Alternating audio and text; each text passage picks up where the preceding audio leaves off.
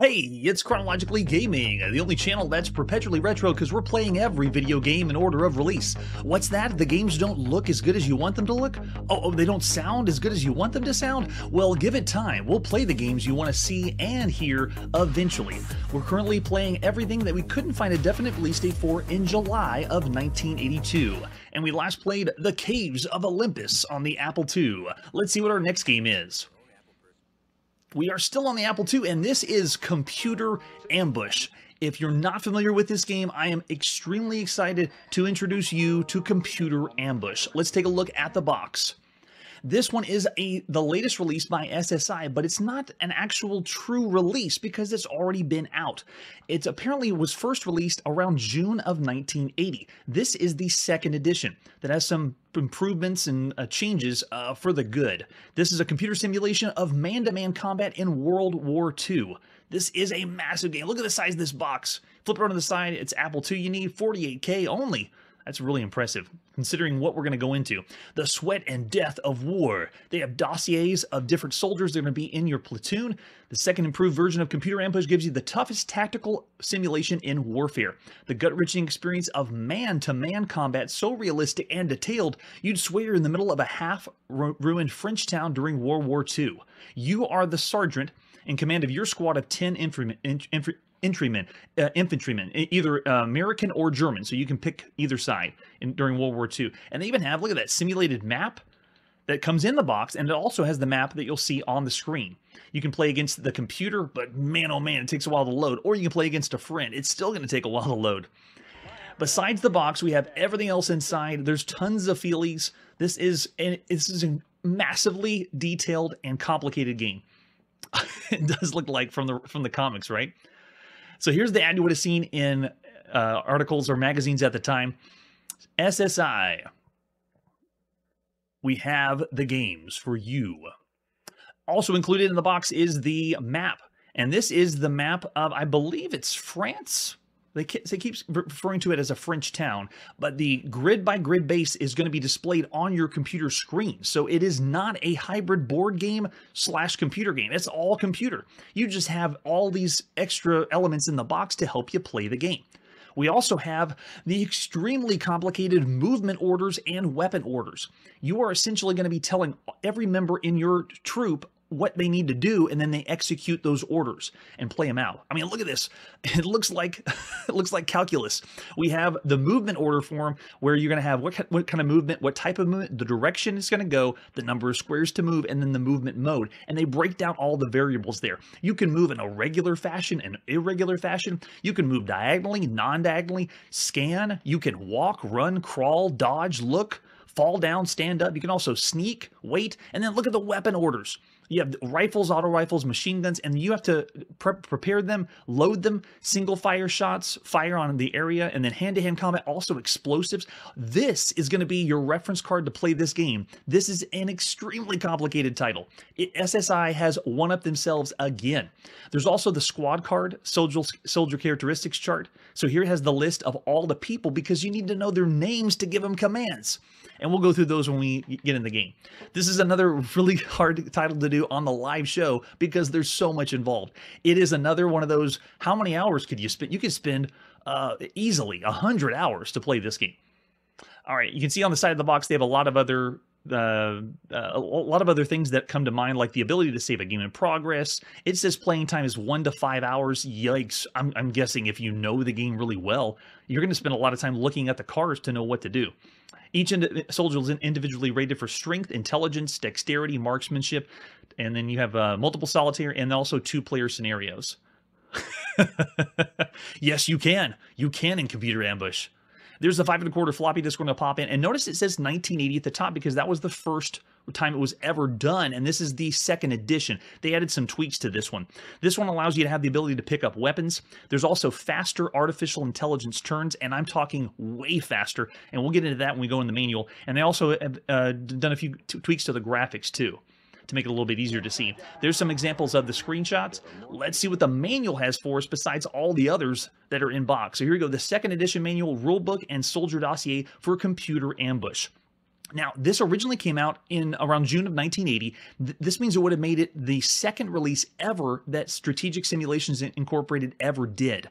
And then if you ever played that version, I'd love to know if you got it, because I couldn't find it anywhere online. It wasn't found before, so that's why it wasn't showcased here on the channel. We're going to showcase this one. This is the more popular one and the one most people had played, or more people had played.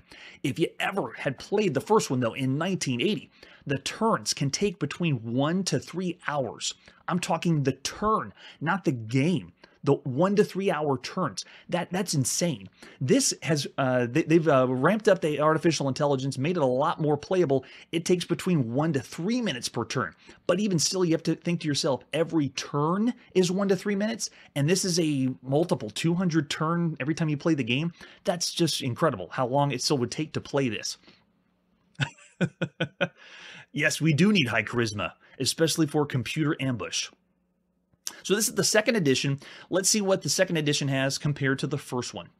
Computer Ambush is a simulation of squad versus squad combat in France during World War II. The game scale is 3 meters per square and 1 second per 10 time points. While you read these rules, and it's a very lengthy manual for the rules, they even have Sun Tzu at the top. Nice touch.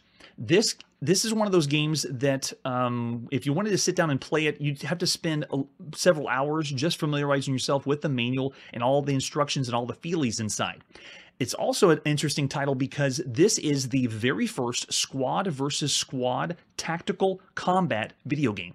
This is the granddaddy and the very first one that's ever done this, of long before Jagged Edge, long before XCOM. This is the very first, and so it has a lot of edges that are pretty rough, considering it's the very first one to do this. So you can see what comes in the box. We have the rule book, the 5 1/4 floppy disk, 2 map board cards, 2 squad cards, 2 grease pencils. Gotta have those grease pencils. We're already talking about waxing the chest or greasing up the chest. There it is. Got to do that to play some tactical simulation game. Over on the left side, we have our map board codes explaining what you see on the screen if you're a German soldier or American soldier, enemy soldier that's dead or in shock. If you're in shock, you have the plus, so you need some medical attention. And then what everything stands for, the walls, windows, doors, and so forth. Whenever you want to start the game, this includes both the Apple and Atari version. We're playing the very first, which was the Apple II. We are going to see the Atari version later, and they improve. So this is the very first one of the second edition, and then every iteration after just seems to get better and better, faster turn times. All right, so how do you get started with this? When the game loads, it's going to break down all the scenarios and phases. You pick the one you want to play. And I'm going to give you just a brief taste of what it's like to play this tactical game, but I won't give you the true July 1982 experience because every turn would still take between 1 to 2 minutes. So we will be fast forwarding or going a little quicker. Then you can also, if you want to have sound on or not, or mute sounds, so you can keep it quiet.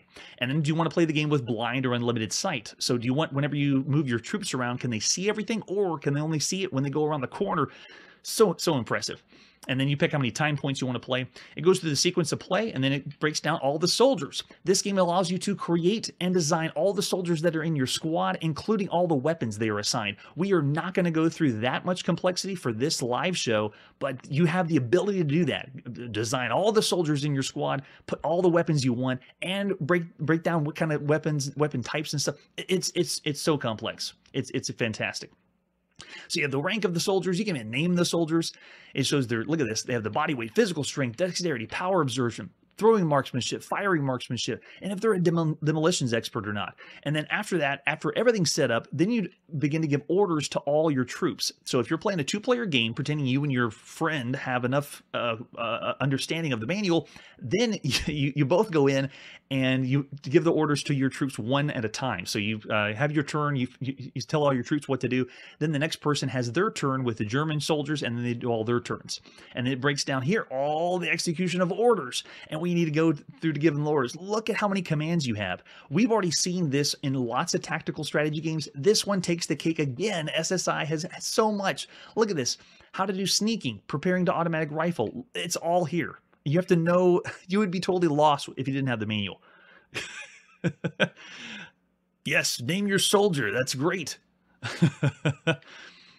And then you also have status report. After you finish your turn, it tells you what's happened for wounds, your position facing, and you're meant to do this in a true hot seat fashion. When you do your turn, you put in a passcode before you can begin. Then whenever you finish your turn, you leave. The other person puts their passcode in, sits down, and does their turn.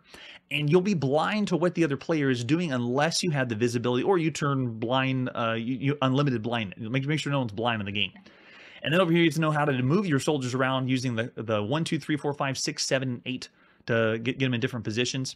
And then you have posture, how you want them to be standing at the end of their turn, sneaking, endurance, explosives, other weapons. Look at this. It's incredible.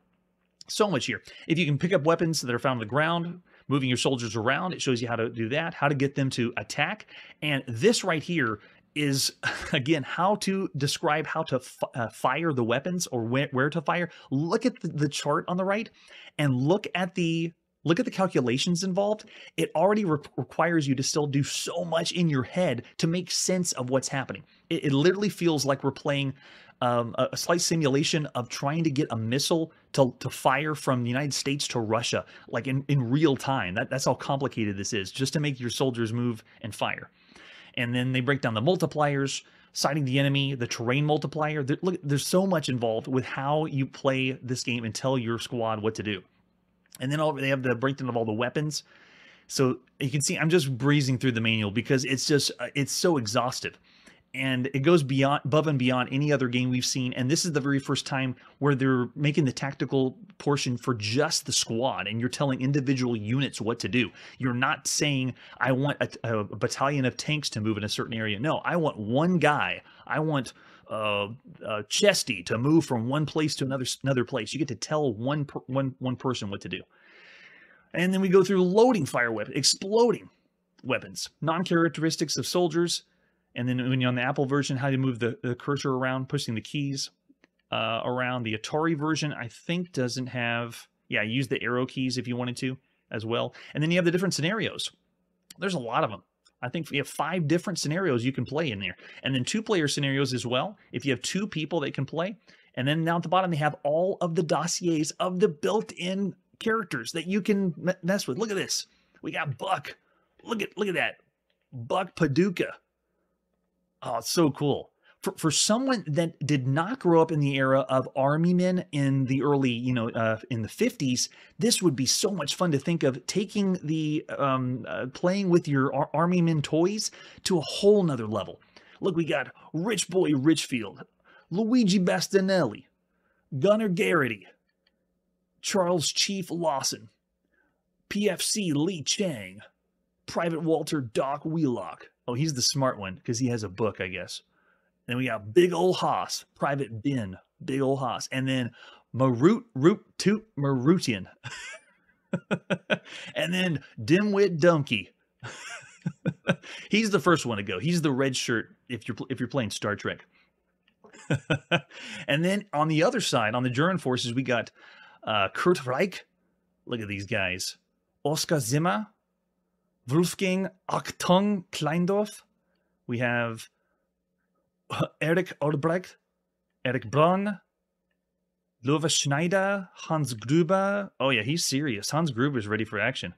He's ready to do anything. We have Klaus Müller, Dieter Dulsel, Max Wagner. And that's so cool that they tell you all the characters that are built into the game and then the dossier behind them. Love it. All right, let's pop in and play some Computer Ambush by SSI at sometime in July of 1982. That's right. You predicted the future. Well, you can ignore this because that is the hack or the crack that got us into the game to be able to play the game. One moment, please. This entire game, I'm going to be boosting up to about 300% faster because the game itself does... Yeah, there we go. Has really long turn times still, so just bear that in mind, that we are not playing this on authentic Apple II hardware. It's 300 times faster. Okay, we're ready to go. How do we play some Computer Ambush? Well, first you spend 2 or 3 hours reading the manual and all the leaflets inside. Then you set everything out by the computer so you can refer to all of the manuals when you're ready to play. Okay, what do we want to do? First thing we want to do is start a new game. There is so much loading and preparation time that the computer has to do. Do you want to play against the computer or a human? I'm going to pretend I have another human player with me so we don't get killed by another computer, and because what you're going to see here with turn times is going to be even slower if you were to do a computer to have to calculate everything. All right, so this is the scenarios we can pick from: ambush, patrol, strong point, church defense, seek and destroy, alley fight, and free form. Now, bear in mind, while this may look crude today's standards, I have to tell you how amazing this is at the time and how it's the first of its kind. So I'm going to go first with church defense. American player only should be looking at the screen right now, so this means my German buddy needs to go away. American player puts in their password, and I'm going to create the super secret password 12345. Do you want to use generated soldiers or the standard squad? So we saw the manual. Those guys look great. Let's do the standard squad. And maybe it is Hans Gruber from Die Hard. Do you want to eliminate any soldiers or keep those? So we are going to keep all of them, the whole squad. We're not going to make any changes. We can now place soldiers on the map where we want to. Now, you need to use the map card to help you out because you don't have anything on the screen.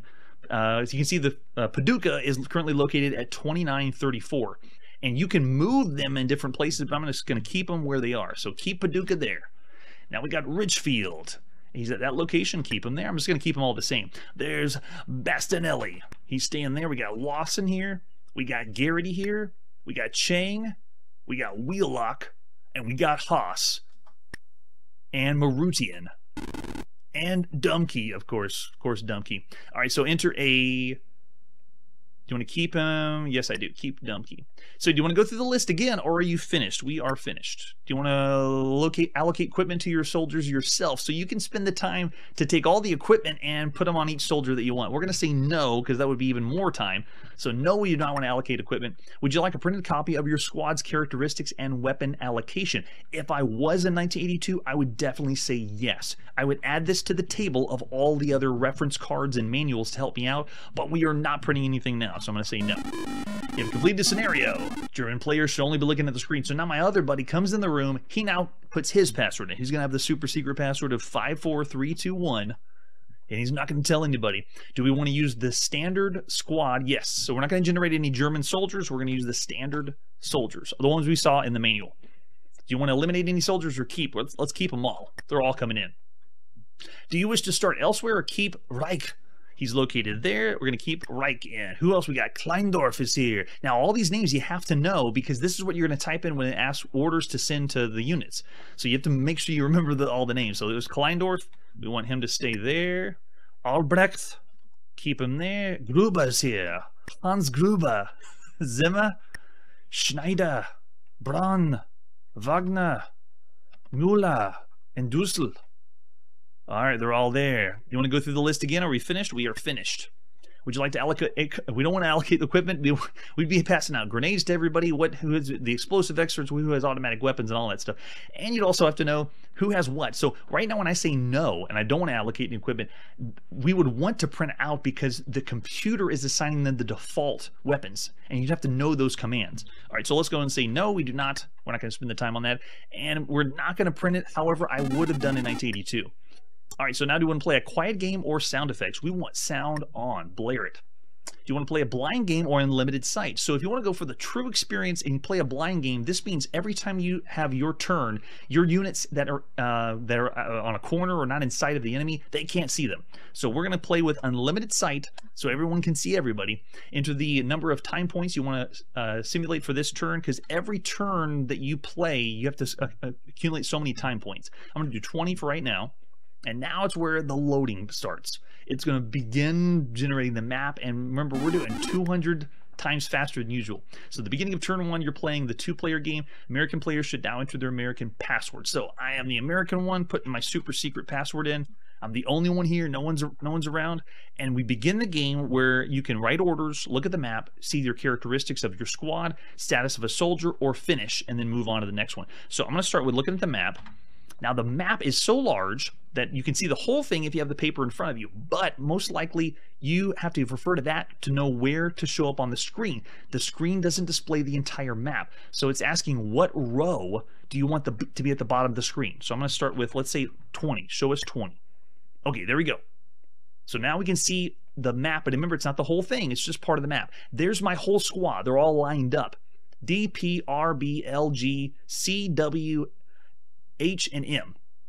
And now all those letters represent characters in my squad. Now I want to send them some orders. So let's go O for orders. What soldiers do you want to give orders to? You have to know their names. I'm going to say Haas. I love the name Haas. Come on, Haas. So now current orders for Haas is nothing. So we want to give him new orders. I'm going to say new for orders, and now we say what the order is. Here's where it gets crazy. You have to know the algorithm for what you want Haas to do. So watch the H on the screen. Like, for example, if I want Haas to move, I'm going to say M for move. If I want him to go in a certain direction, I have to know what number he wants to move. I want him to go to the right, which is 3. So I'm going to do 3.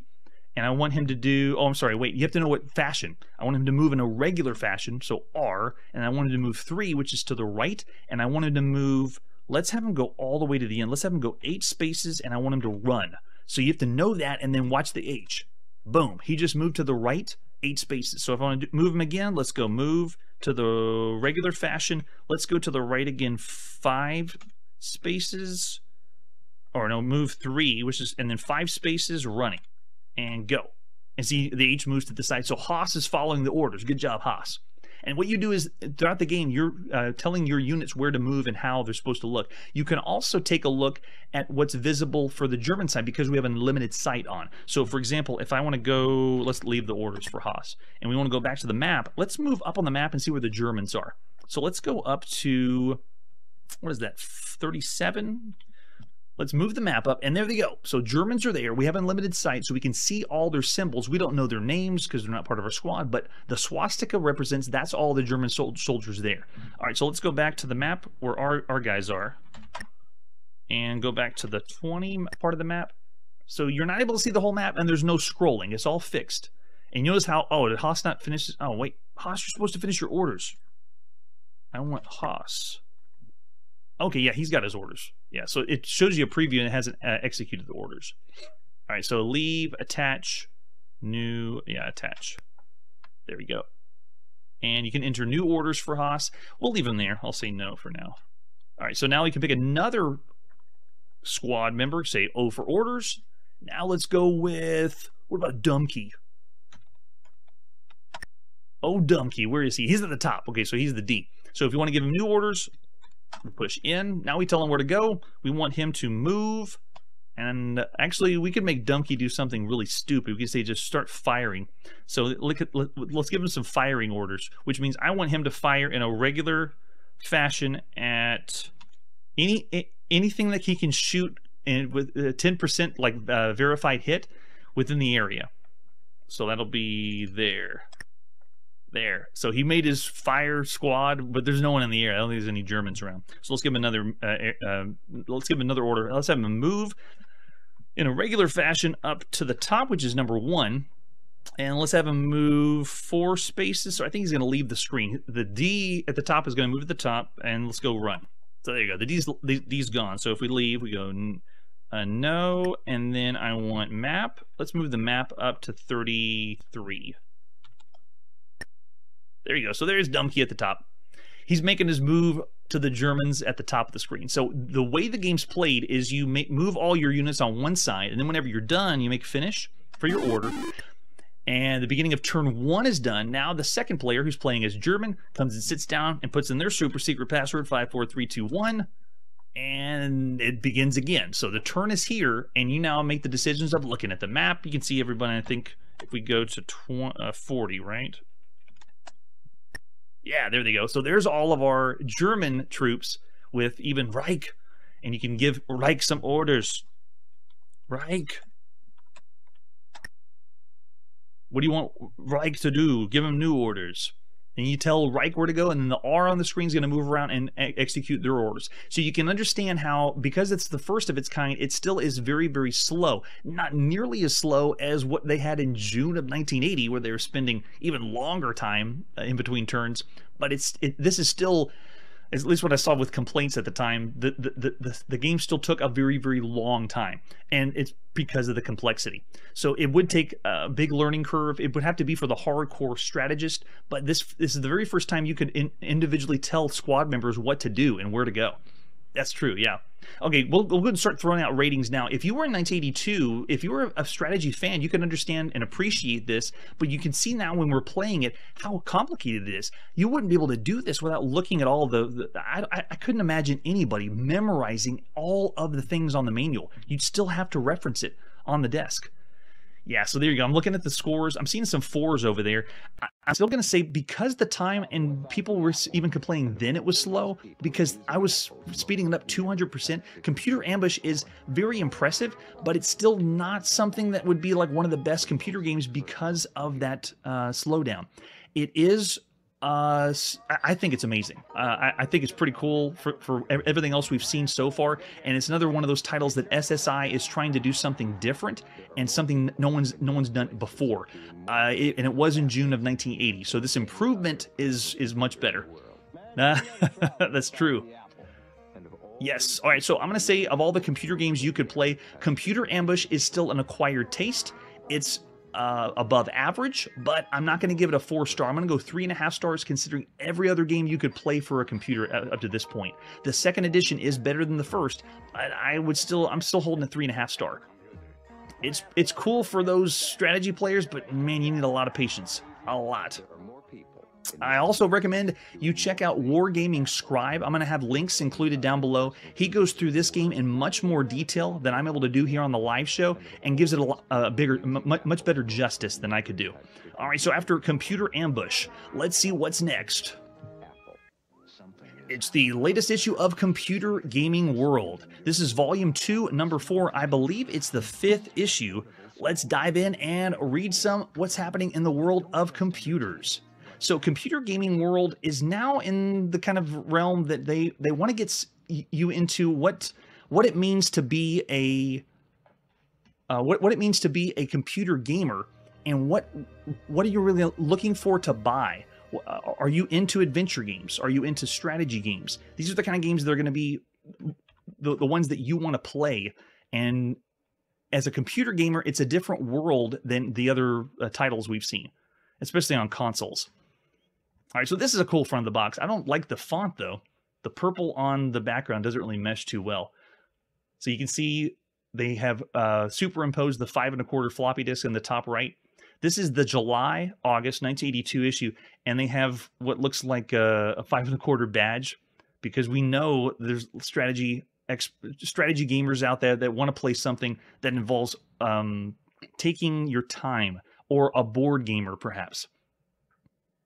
I don't know about you, but I was never into buying magazines at a stand or where a newspaper stand would be. I really enjoyed getting the subscription and then playing, or getting the magazine subscription and then having it mailed so that you had it in the plastic sleeve. And whenever you got the mail, you open it up, pulled it out of the sleeve, and it was like a birthday present or a Christmas present. That's what I really enjoyed about magazines. I wasn't too keen on picking them up in the newsstand. Yeah, they should have done the white font. I'm with you on that. All right, let's crack it open and see what's new. Over on the left side, we have an ad for Cytron Masters.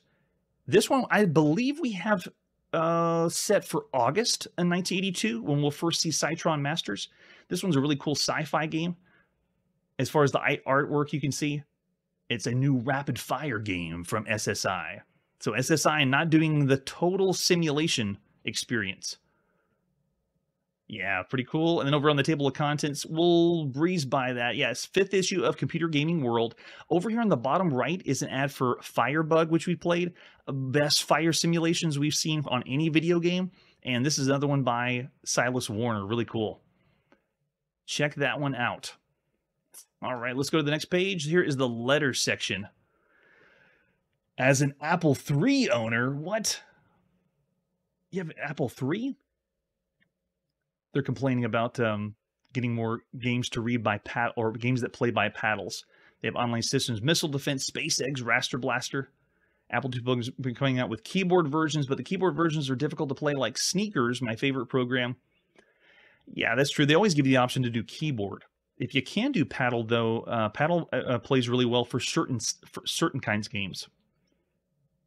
And then over here in the center is strategy for Eastern Front. Eastern Front, I still would say, is one of the best strategy games you can play. of all strategy games, and one of the best computer games you can play. That's Chris Crawford, and it gets talked about almost in every magazine because of the user interface. It's very easy to pick up and play. Yeah, that's true. I would say the same. It's not amazing. I'm thinking I'm going to give it somewhere around average when we get to it, but you never know until we actually play. Mad Magazine. Yeah, I should say that here on the channel, we're not showcasing and playing or reading every single magazine. We are showcasing and playing every single video game, so none of those will be lost. But as far as magazines, there is hundreds and hundreds of publications out there. So I'm only showcasing a few magazines to kind of get in the spirit of what we see and the video game culture at the time. But I'm not playing all of them, I'm reading all of them, I mean. All right, so more tips and tricks on the Eastern Front. Very nice. And then down here on the right is a Robot War. So Muse Software is getting some of the first ads in the magazine. Really fun time, Robot War. If you are a Robot War fan, enthusiasts will be glad to know there's an organization being formed to sponsor Robot War tournaments on an ongoing basis. Frank Kroll of Northwood, California has formed a Robot War club. And if you're not familiar with Robot War, this is where you would program in what you want your robot to do, and then they battle it out on the computer. You almost need to be a computer programmer to play the game. It is a very complex, very steep learning curve, but it gets hit in computer gaming world quite a bit. Oh yes, Chris Crawford still is a legend. Oh yeah, Tom Hudson. I hope to showcase and point out all the developers when we get to them. All right, let's flip on to the next page. I guess that's the end of letters. I want to see this one. The hobby and news area is the best part. Avalon Hills announced they will begin developing games for the Atari VCS and Mattel Intellivision game systems, so we'll be seeing those soon. I can't think off the top of my head of Avalon. Oh, wait, I can. I do remember Avalon Hill, but I don't remember they did that much. And then we have program design, Moonbase IO Starship Duel coming for the Atari 400 and 800. Consists of disc and voice cassette. Very nice. More computer games coming home with talking. And then we have Tetrad by Hayden Book Company. And TRS-80 Galaxy of Games, which is a book, I believe. 4 games on the TRS-80 computer. Hangman, One Arm Bandit, Skunk, and Jax. I don't believe we have those. At least Bandit sounds familiar. It's a Hangman style game. And then Acorn Software announced a series of machines for languages on the TRS-80, like Mysterious Adventures, which that one's another one that is a compilation of ones. And then Arrow of Death, which we are going to be seeing that one. John Freeman and Westfall have left Automated Simulation to form Freefall Associates, already the breaking up of companies and forming their own companies. So they are John's the one who did Rescue at Rigel, Crush, Crumble, and Chomp. The Playboy Winner's Guide to Board Games, and the Book of War Games. Now, those are really, really good ones. Rescue at Rigel and Crush, Crumble, and Chop. They at least are heavily advertised. Computerware has released Starship Chameleon for the Radio Shack Color Computer. And we've already seen that one. Nice take on switching up the colors or picking up the colors, kind of like Kaboom, but changing up just a little bit. And then we also have Medieval Magic, a new adventure game for the Model 2 and 3. Buying your back issues. Get those now at Computer Gaming World. Did anyone go for that? Anytime I saw magazines that I was into, if I knew they made back issues, I wanted to find and collect all of them. So this just makes me think of that. Look at that. Issue 1121. That's the past releases. And then we have Automated Simulations making Alien Garden, arcade game for the Atari 400 and 800. I don't believe we've seen that one yet. That's another one I want to look up to be sure if we did get that one. Then we have SSI's Galactic Gladiators, Computer Ambush, Guadalcanal Campaign, Warp Factor, all this on SSI. A few of these we've already seen. Nothing's coming close to the two biggest ones we've already seen. It was his Dnieper River line and the one we just played today. Oh, John and Anne. Archon, that's right. We're going to be seeing that one later. I believe it's not even 83. It's going to be even later than next year. And then we have Cytron Masters, Cosmic Balance, which we've already seen. We're going to see that one on other systems. And then we have games missioned in Computer Gaming World. Oh, that's just super text column display. Oh, there's Firebug, a game of arson. Look, they're not beating around the bush. It is a game of arson. You're just burning stuff up. That's the whole point of the game. Text Wizards application. And over here we have by Muse Software, another one. Man, Muse is all over the place in this magazine. Frazzle, we just saw this one a few episodes. It has a cool idea, and it's fresh, but doesn't play well. I wouldn't call it one of the best ones.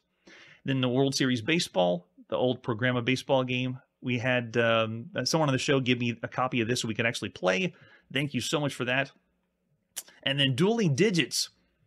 That one we have played. That one is, if you want to check the links down below, Dueling Digits is essentially an arcade game done really well with an educational game. It's like they really get the balance correct.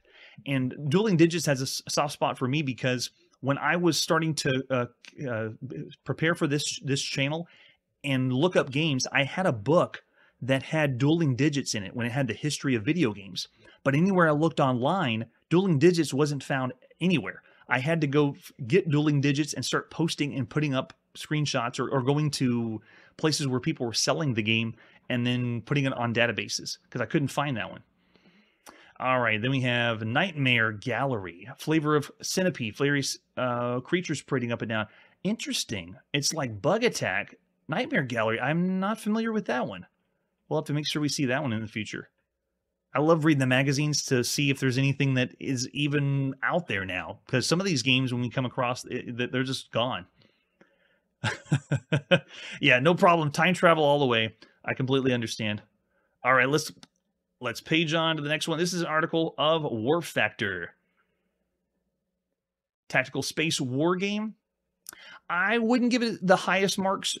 This one has elements that make you feel like you're playing an arcade game, but it is truly a full-on tactical strategy game. And whenever you play it, you give all your commands, and you don't get to see them executed. When we just played the computer ambush, that one allowed you to see the units making the moves as you were saying, as you wanted. But War Factor, you put them all in, and then later you'll see them executed on the screen. So it's more clunky than other ones out there. Then we have Rendezvous, a space shuttle simulator, another one. We're going to see a lot of these. This was by Sublogic. They also did Flight Simulator and then 3 Mile Island. Both of them we've seen. Those simulators are all over. And one of the reasons why Computer Gaming World or people tune into this, if they want these kind of simulation games. All right, and there it is, more of the... Oh yeah, this is more on the Warp Factor. Cruiser versus Dreadnought. Freighter versus 3 Imperial Raiders. And over here is this economic simulations? Oh, this is all the stock market ones. Okay, we played a few of these games already. What do we have here? Computer Stocks and Bonds, Wall Street, Conglomerates Collide, Cartels and Cutthroats. I believe we've seen all of them. And they vary back and forth between quality. I really enjoy the ones that have a menu-based system that let you just pick like for a multiple choice for what decisions you're making. Essentially, it's kind of like Lemonade Stand where you make the decisions, but just on a grander scale. But it's just easier to do rather than having to remember what commands to put in. They just tell you what it is and you pick where it is. Oh, you do? Nice. Yeah, if I don't find it or I don't have it lined up, Punk Rock, I'll reach out to you. Thanks. All right, let's see what our next one... Okay, it's just talking about the different releases. Wall Street, Conglomerates Collide, Cartels and Cutthroats. And the Computer Gaming World doesn't give rating system, no stars, no numbers. It just gives you the facts to read, and then you decide for yourself if they're telling the truth or not. And then over here in the bottom right, we have Starship Commander. Take command. Another one we've seen, pretty good for the time. Had a blast with that one. We're seeing more of these tactical strategy games taking the Star Trek variant formula and then improving upon it. That's another one. Here's Controller, real-time simulation of, I believe it's air traffic controlling, right? Yeah, that's right. Oh yeah, there we go. That screen brings back memories. This one takes a while to get used to, too. Avalon Hill, I would say, is the one that's behind the times when you think of this simulation or strategy games. The ones that are way up there is SSI. Avalon Hill has had some inconsistent releases. And this is another one, Controller. All right, let's flip on to the next one. Oh, this is about Bruce Webster put an article about what it's like for the computer to think of its calculations, what's happening behind the scenes with the computer. And it's talking about, you see, the hex grid. What's the pros and cons of using that in a strategy game and board game as well. Kind of fun if you're into those kinds of things. This would be really, really helpful for the board game aficionado. which they're drawing in more and more board game players. All those hardcore board gamers are slowly wanting to get computers and try out this new phenomenon. Over here on the right is a giant ad for Swashbuckler. I dig this game. It's so fun. It was like playing a preview of Karateka way before it comes out. Yeah, it's a side view game where you're sword fighting, and it's done very well. All right, let's flip on to the next page. And it's pirate themed. We don't see a lot of pirate themed games. Oh, that's right, 86. Every now and then when I see where we are now and I play a game, I think to myself, we're going to be, yeah, ATC. There we go. I think to myself, we're going to be seeing these games get better later on, and I start to get ahead of myself. I have to remind myself, slow down, it's not going to be here yet. We're right now in July 82. Just remember, we're in the moment. We got a big ad for SSI on the side. Most people that read the magazine most likely have bought something from SSI, and we played both these titles. Excellent. Excellent strategy games. And we got an ad for Fascination Software. Let's flip on. Oh, there we go. Pursuit of Graph Speed. We've seen the Apple II one. Yeah, there we go. This is the Apple II or Apple II Plus.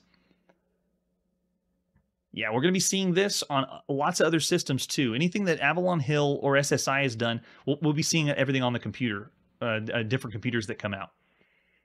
So Pursuit of Graph Speed is another very well done one by SSI. And they call it an intermediate level war game. Combines a strategic game, anguish is unsuccessfully searching, tactical battles can produce the thrill of battle when you're closing in for the kill. The game characteristics, many of the aspects of naval combat while being fast-paced and easy to play. Yeah, easy to play if you're a computer gamer. All right, let's flip on to Starship Commander, the review for Starship Commander. This is kind of cool. This game is essentially doing what the Star Trek variants are doing and just adding more levels of complexity. Like you can see here, they're breaking down the different people upon your team for away missions, delegating authority, getting promoted, how to take off and move around. It's, oh, here we go. Over here, they compare it to Star Raiders, Atari Star Raiders. Most important thing to say is Starship Commander is not another souped-up version of Star Trek. Yes, it's a single battle with 1 to 3 enemy ships. To win, you must destroy them, force your surrender, or force them to run away. As commander of the USS Ranger, not trying to associate anything with Star Wars or Star Trek, obviously. I think now we're starting to get more games being careful of what they make, so it's not based on intellectual property. Okay, so let's flip on to the next one. Oh, actually, before we do, yeah, here's the conclusions. Starship Commander puts you in charge. Level of detail is extraordinary. You know crew members by name and control every aspect of the ship's operation. The game lasts 1 to 4 hours. And they keep saying this, but these games, if you've memorized the manual, then maybe 1 to 4 hours. Like Star Trek's Captain Kirk, you will not have good battle tactics, but will have to manage your ship well enough to maintain fighting efficiently equal to the enemies. Documentation is weak. It explains the commands and options, but does not provide an insight on what is happening. It can only be gained by playing. For those willing to dig in and understand, you can check out and play Starship Commander.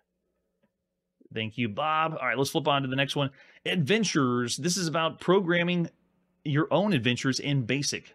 Yeah, the book is Captain 80, Book of Basic Adventures.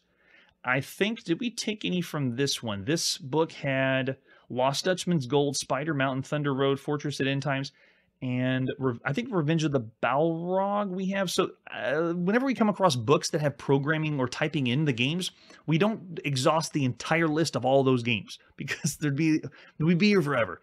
So I usually pick and choose some of them, and I think we picked 1 or 2 from this book. Or it's possible not, because we're trying to focus more on commercial releases. But yes, the chair is totally different. It's obviously not Star Trek. And over here is a game we will not play. Horse Racing Classic, a review. It is a true simulation sports game. It's not anything fun like in television. You're literally just betting on horses. And then over here is, oh, look at this. Knight of Diamonds. All those wizardry fans are salivating. They know they're working on it. They know it's coming. Proving Grounds of the Mad Overlord. This is the second scenario. And this is them getting, I guess, a preview of the game, which is really cool to think. You're getting to play Wizardry 2 before it even comes out. All right, let's flip on to the next page. There is Time Zone about... There we go. Oh, this is about the adventure side. I see. Yeah, Time Zone. Play it if you have a chance. And then over here is an ad for Joyport. Apple side. And then over here we got Bez. We played every game that Bez has. This is Bez Off. It is essentially just spraying and shooting bugs. Of all the games that Bez makes, it's around the average range. The very first title he made was the best one in my opinion. Oh yes, I'm sure Atari users were, because it stayed on Apple for a while before it was ported over. And that's one of the reasons why I would say, of all the home computers you could play at the time, Apple II was getting the latest cutting edge stuff right now. Even though you had some really good titles on other home computers, you knew on the Apple II you were going to get the newest, coolest game before the other systems, most likely. All right, let's flip on to the next page. Graphics. Get some arcade packs of Avalon Hill. And over here is what's happening in games on your home computer that are arcade games. Some examples of games they have on Atari. Oh, okay. They have just a quick spiel on what arcade games are like. Oh, it never was on Atari. Whoa. Yeah, that's terrible. That's too bad. All right, so we got Protector Chicken, Dodge Racer, and they're going to talk about these arcade games. Tumble Bugs is like Dung Beetle, and we've seen that by Datasoft, at least one of the variations of it. We're going to see some other ones. And then Epix announced King Arthur's Court. We haven't seen that one yet. Nightmare, haven't seen that yet either. But the other ones they're showing over here, Chicken's really cool. That's like a falling kaboom or avalanche style game. Done very well. And then Protector and Dodge Racer are really good. Yeah. Synapse Software's got some nice releases. All right, let's flip on to the next page. Oh, there it is, the other big one. So they aren't going to talk about Computer Ambush here by SSI, but Nipa Riverline. This one's new, this one's fresh, and this one is extremely complex. Oh, look, they have the pieces on the board like they're playing the game. This one's the / board game, so you can't just play with a computer. You got to have all the pieces. Which, in a way, I don't know if you consider that good. Is it good that you need to have extra pieces like you're playing on a Magnavox Odyssey? Or is it better to have a game that everything's included in the video game and you don't need anything extra? Because right now, I would argue that you would want to have more. They're putting computer games with feelies inside, maps, and lots of references to make it feel like you've bought something substantial, not just the software. Oh, that's true. Wizardry clones. Yeah, we're going to be getting and seeing those too.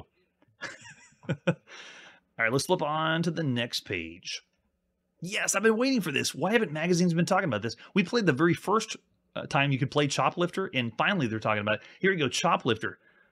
5 stars all around. One of the best games you could play of the year on Apple. Let's see what they say. Oh, it looks like it cuts off. Oh, okay, it does. Continue on page 38. I want to see what the final score or what they say about it. Dan Gorland did that one. It is a beautiful video game. And then we have Real World Gaming, simulation games that lets you experience real life endeavors. In other words, this article is about the difference between console gamers and computer gamers, wanting to do things more detailed. Yes, they want simulation games to fulfill the potential. I believe they have.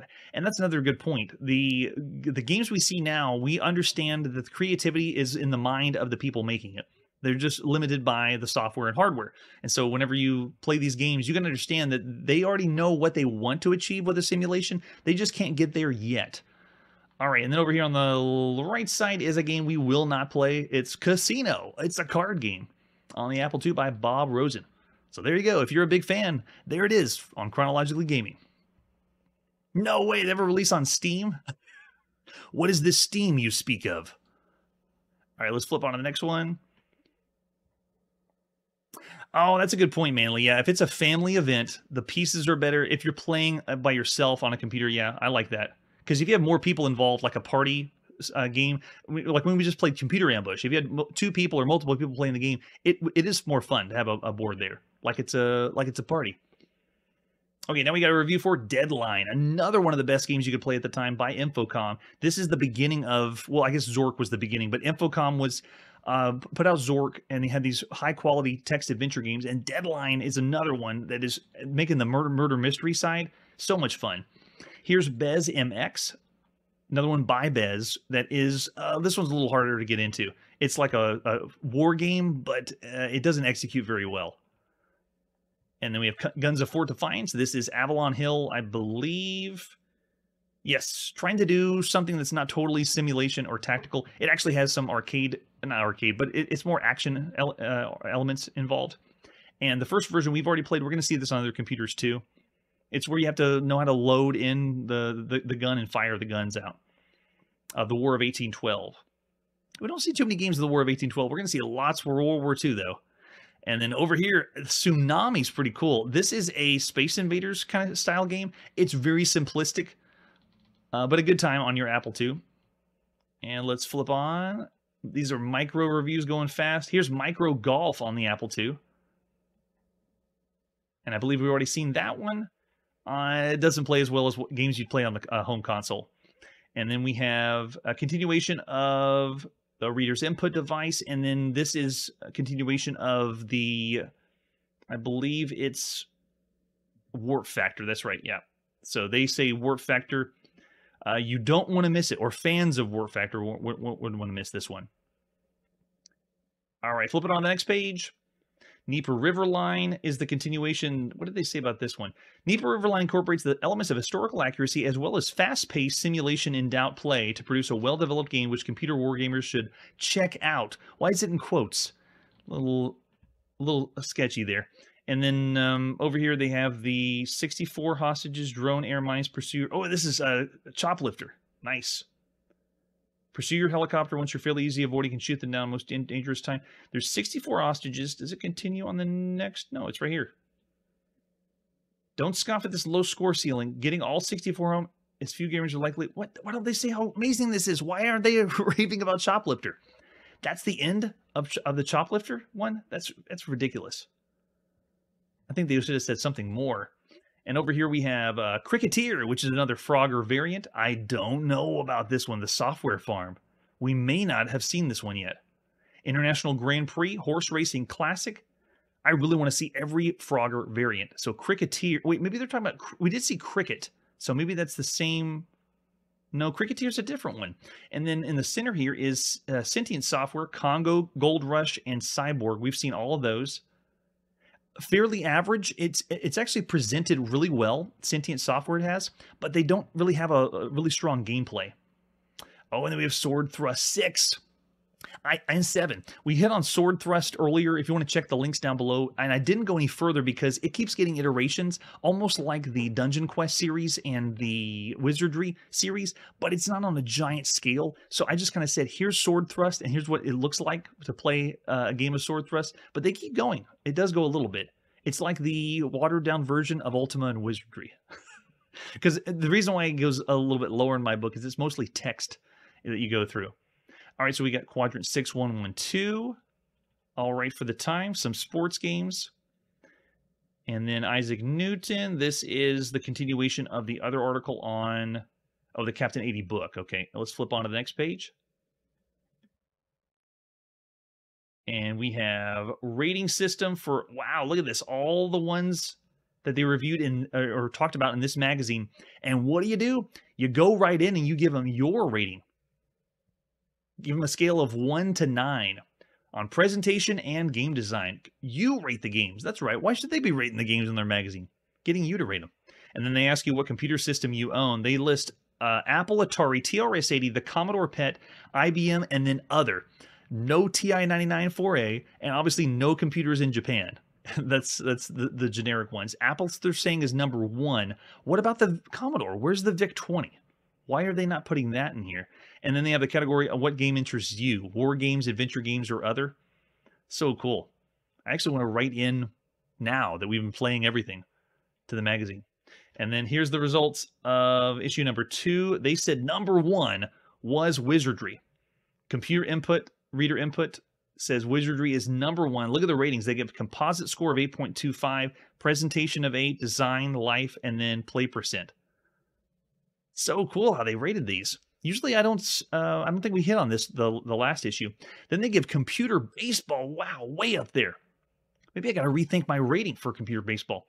Olympic decathlon, though, yes, that should definitely be up there by Microsoft. That's ahead of its time. Southern Command is interesting. Of all the SSI ones, they give computer baseball higher than the others. Then we have Cartels and Cutthroats by SSI. Eastern Front should be way up there by Atari. Eastern Front should be closer to where Wizardry and Olympic Decathlon should be. Then we have David's Midnight Magic, Shattered Alliance, Castle Wolfenstein. Why is Castle Wolfenstein up there? Now, the Shattered Alliance game was an SSI release that's like a fantasy style. Yeah, I agree with Wizardry. That's definitely number 1. And then Zork should be higher. Tigers in the Snow. But you can see all these games we've already played on the show. Swashbuckler, Robot War, Crush, Crumble, and Chop. A2 FS1 Flight Simulator is still up there by Sublogic. It is an incredible game for a flight simulator game, but that's, I believe, 1978 or 1979. And then the Odyssey games, Time Zone by Sierra Online, if you spent the money for it. Bug Attack, Sword Thrust Series, Torpedo, Fire, Galaxy. Tanktix is way low. Okay, I don't even know why it's on here. And then B1 Nuclear Bomber should be way down there. All right, and over here we have some arcade packs by Avalon Hill. So it's the Avalon Hill that is trying to do arcade-style games. And we've seen all these, I think even Draw, maybe not Draw Poker, but Knockout for sure, the boxing game. So much fun. And finishing up with some more on the arcade pack, Shootout at the OK Galaxy we just saw, and Bomber Attack. All right, so there you go. That is the 5th issue of Computer Gaming World, the July-August issue. It's great getting a chance to flip through these magazines and get a sense of what the publication wants you to know about for video games, because here on the channel we've played everything and seen everything so far, and so it's cool to kind of get our checks and balances to make sure we truly are on top and have seen everything that they talk about here in the magazine. What we're going to do for next episode is tune in for the sequel to Atlantis, and Is That the Gingerbread Man? That's it for today, and like I always say, computer games can't get any more complicated, can they? Hey everybody, thanks for checking out the channel and joining me on my quest to play every single video game in order of release. We'll be streaming live every weekday at 9 p.m. Central, so join us and let us know if you miss any games along the way. This video would not be possible without Launchbox, RetroArch, and MAME. Tell all your friends there's some crazy guy named Chronologically Gaming trying to play every single video game. We have links down below that'll send you to places like our Discord and Patreon, and one that says all the video games we've ever played. If you go there, it's a list of everything, and you can click right to the game you want to see. Chronologically Gaming is the name to look for. We are Perpetually Retro, and we will catch you next time.